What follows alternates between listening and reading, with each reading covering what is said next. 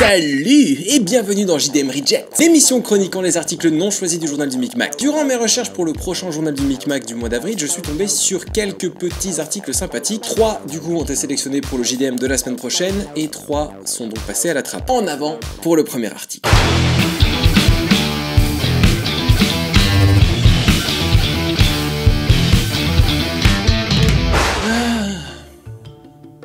Vous allez encore me détester. Oui, on va en France. Et cette fois-ci, dans la Drône. Et moi, j'étais dans la Drône. Ce département, dont on s'en fout complètement, on va pas se mentir. Je t'avoue que moi-même, j'en avais jamais entendu parler. Encore un patelin qui se situe à Fionville-sur-Fossé. Et apparemment, dans cette région, les gens aiment bien faire de la randonnée. Ce qui explique aussi peut-être pourquoi je ne connais pas du tout cette région. Tu sais quoi, cher voisin? Donne-moi envie d'y aller dans la Drône. Décris-moi cette région en 3 points avantageux. De préférence, et je mettrai un petit like sur le commentaire qui m'aura le plus convaincu. Mais là, pour le coup, nous allons partir à la rencontre d'une personne anonyme, un randonneur, voilà, qui était en train de faire une randonnée. Qu'est-ce qui me prend? Et malheureusement, cette randonnée ne s'est pas bien finie pour lui.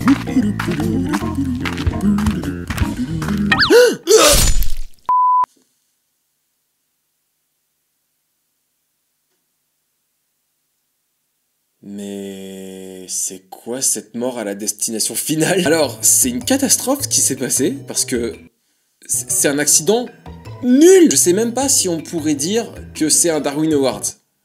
C'est pas loin. On va pas commencer à flipper dès qu'on fait une activité quelconque. Parce que bon là, littéralement, ce qui a causé sa mort, c'est la randonnée. Ça me semble pas extrêmement périlleux de faire une randonnée. Ça dépend où. Mais bon, je suis pas sûr que la Drône soit un endroit extrêmement dangereux pour la randonnée. Encore une fois, j'y connais rien. Bon, bah sympa ta soirée, mais il va être bientôt 19h, donc je vais aller prendre le métro pour rentrer chez moi avant le couvre-feu. Mais espèce d'inconscient, tu es fou, tu risques de mourir! C'est sûr que c'est pas classe de mourir comme ça. Pourquoi vous rigolez tous? Oh mon petit, bienvenue au paradis. Je suis au paradis? Pourquoi vous vous moquez de moi? Oh mais regarde comment tu es décédé.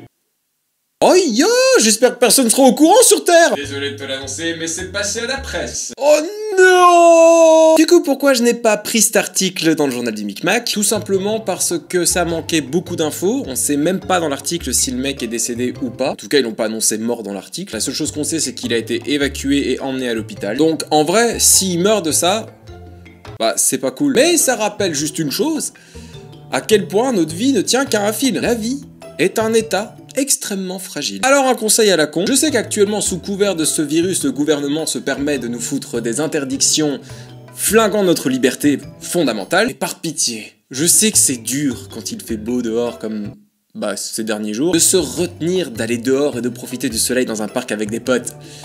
Mais pitié, je veux retourner picoler dans les bars! En fait, je suis certain que les gens qui regardent cette vidéo sont même pas concernés par ce que je viens de dire. Mais bon, voilà pourquoi je n'ai pas parlé de cet article. Manque d'infos, et sincèrement, c'est anecdotique.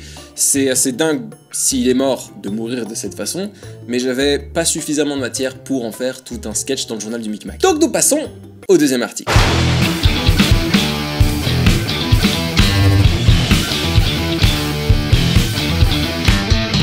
Alors, le deuxième article m'a procuré un des plus gros pets de cerveau de ma vie, ce qui est un comble vu tout ce que j'ai déjà vu passer devant ma gueule depuis le début du JDM. Pour vous la faire courte, on se rend à un quartier en Isère qui s'appelle Tour du Pin. En fait, je crois que la seule chose qui continuera à me surprendre, c'est le nom des quartiers français. Pour vous résumer le deuxième article, un locataire a accueilli un SDF qui avait un peu plus de 50 balais. Et ils ont commencé à s'alcooliser. Je sais pas, c'est peut-être le SDF qui a eu de mauvaises influences sur les locataires. Rire de droite. Bref, ils se sont tous alcoolisés et malheureusement, une dispute éclata entre le locataire, un de ses potes et le fameux SDF. Quand tout d'un coup, un voisin qui était absolument pas au courant de ce qui se passait juste à côté de chez lui, reçoit une visite un peu space. Chérie, je t'ai trompé avec Roger! Quoi? Je disais qu'on a sonné à la porte! Oui? Et bonjour monsieur, vous auriez pas une scie empruntée, on doit enterrer un cadavre! Hein?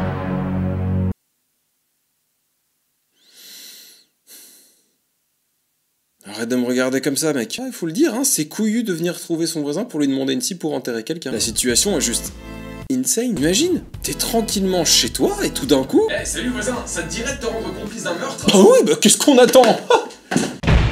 En gros, ce qui s'est passé par après, c'est que ce voisin a été immédiatement avertir la police. Du coup, le locataire quinquagénaire a été emmené au flic avec son pote trentenaire. Et ils sont sur le point d'être jugés pour ce qui s'est passé. Déjà, moi, il y a un truc que je pige pas. Le locataire quinquagénaire accueille un SDF qui est dans la dèche, j'imagine à but solidaire. Je tenais déjà à préciser que cette vidéo évidemment a été réalisée à but solidaire. Pour par après le zigouiller. Oh putain, j'ai plus de batterie, il faut que j'appelle mon père. Oh mais laissez-moi vous aider, je l'utilise plus tant que ça, vous pouvez l'avoir. Je vais te tuer. Aïe, ouille, oh, Alors pourquoi j'ai pas pris cet article? Parce que très sincèrement je trouve ça un peu glauque. À part les vannes que je viens de vous pondre ici, honnêtement j'aurais pas pu faire quelque chose de très quali dans le journal je crois. J'étais pas plus inspiré que ça et voilà pourquoi je l'ai pas. Tout ce que j'espère c'est que ces deux fils de pute qui ont tué gratos un pauvre gars qui était dans la rue vont bien se faire enculer en prison.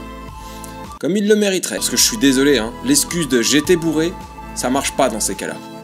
Ça marche seulement quand tu trompes ta meuf. Oh quel monstre.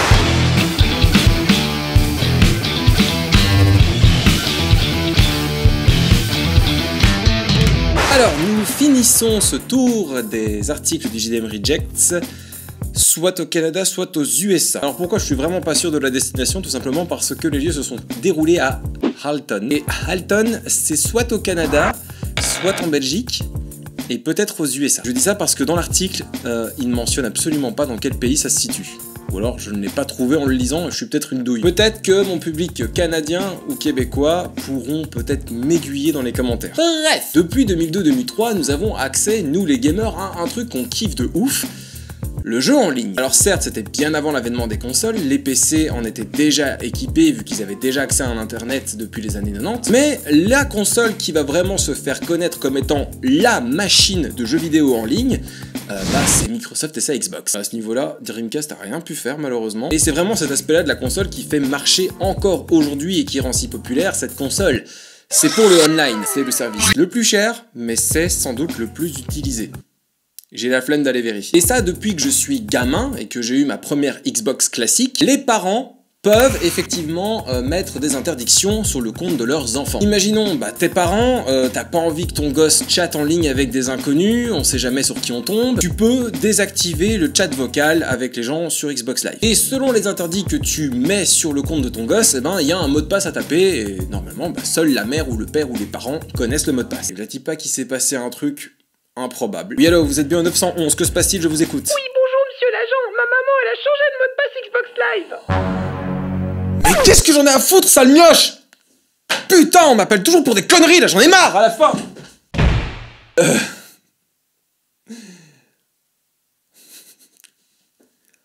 Alors là, je sais pas, vive le Canada ou les États-Unis? Dites-le moi dans les commentaires. Mais qu'est-ce que c'était que ça? Depuis quand t'appelles les flics? Oh, puis merde.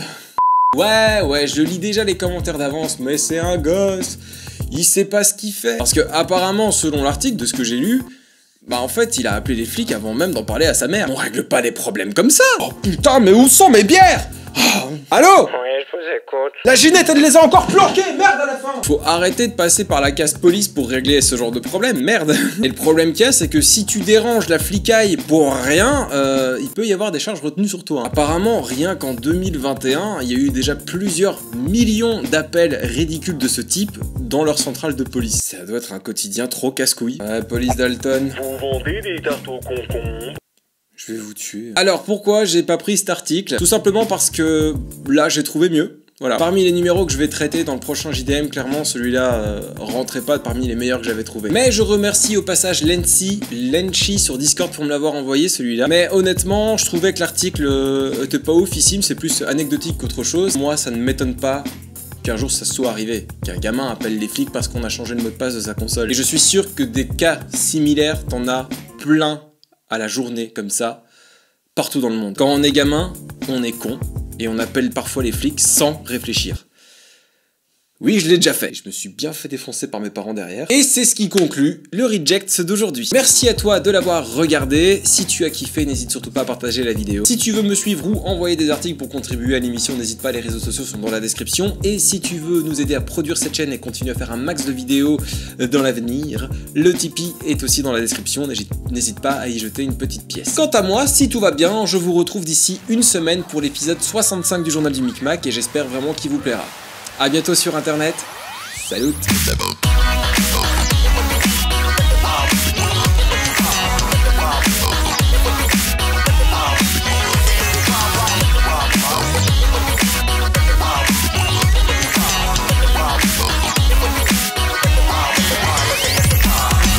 down to earth.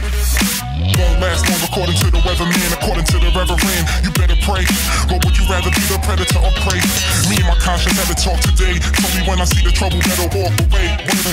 So I